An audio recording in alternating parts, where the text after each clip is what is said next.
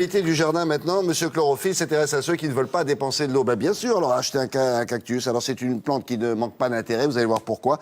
Et pour vous le prouver, Philippe Collignon, alias Chlorophylle, s'est rendu dans une... Ah bah ça, vous allez voir, c'est un lieu, c'est quasiment le plus ancien en Europe. C'est un spécialiste, il est dans le Var. Regardez. Bonjour, nous sommes à Fréjus, chez l'un des plus grands producteurs de cactus d'Europe, sous le plus beau yucca de France. Les cactus, un marché à redécouvrir.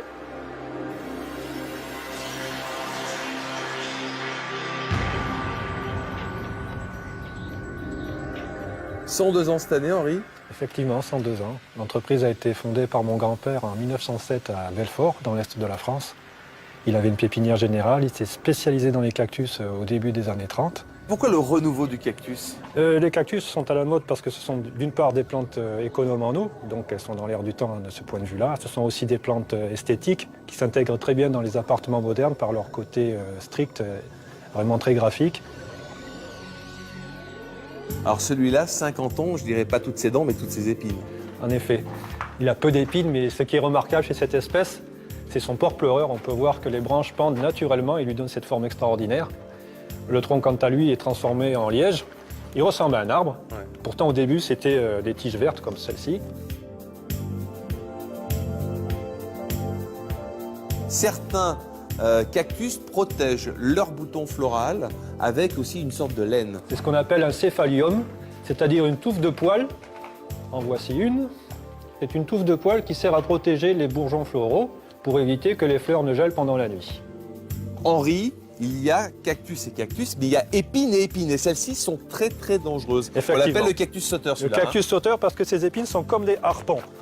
En fait, elles se plantent dans la peau en faisant très très mal. Et quand on veut les retirer, c'est encore plus douloureux puisque les épines sont comme des harpons, comme des crochets. Ça grippe à la peau. Qu'est-ce qu'il faut faire? Il faut tirer d'un coup sec? Il faut tirer d'un coup sec, mais il faut tenir la plante avec une pince métallique comme celle-ci. Sinon, vous vous replantez la plante de l'autre côté, ce qui ne sert à rien.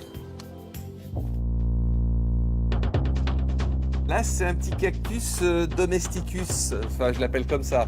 Il est domestique parce qu'effectivement, on peut le toucher sans se piquer en le caressant dans le bon sens du poil. Alors voilà, on le caresse comme ça. Il a des épines qui sont transformées en poils, donc très souples et très décoratives. C'est extraordinaire. Hein. C'est magnifique. Comment il s'appelle? Un Parodia leningosi.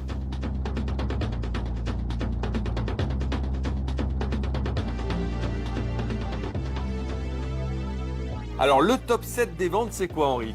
Alors tout d'abord, le Pachyphytum bracteosum, c'est une plante qui a des jolies feuilles, qui ressemble à des dragées, donc on la surnomme plante dragée. L'Echeveria perle de Nuremberg, qui a une magnifique couleur violacée. Ensuite, une plante étrange qu'on appelle l'Euphorbia obesa. C'est une plante qui ne fait pas d'épines, qui a un aspect très sphérique, qui ressemble un peu à un test d'oursin. Celle-là, c'est vraiment l'une des plus vendues aujourd'hui. Alors ça, c'est les plantes cailloux qu'on appelle des lithops. Actuellement, vous avez la fleur. C'est une vraie fleur. C'est une vraie fleur qui s'épanouit en automne. Ça, c'est aussi un classique. C'est celui qu'on appelle la mitre d'évêque, l'Astrophytum myriostigma, qui fait 5 côtes parfaitement régulières et qui n'a pas d'épines. Et puis là, on dirait un petit oursin des mers, là. Voilà, alors ça, c'est un super cabuto, ou Astrophytum asteria, c'est très graphique, qui peut faire des fleurs jaunes à fond rouge très très jolies.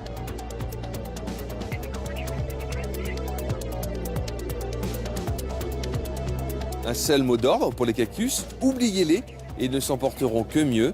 Belle journée. C'est bien, c'est écolo, ça évite de dépenser de l'eau en cette saison-là. Voici la météo.